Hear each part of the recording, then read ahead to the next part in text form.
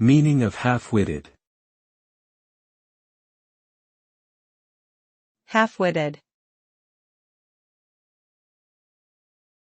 Half-witted.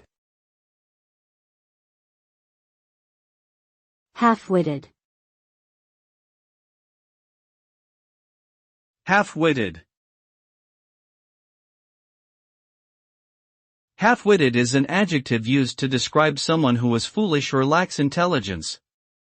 It suggests that the person in question has only half a brain or is not using their full mental capacity.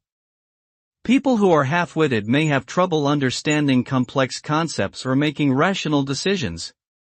The term is often used in a derogatory way to insult someone's intelligence.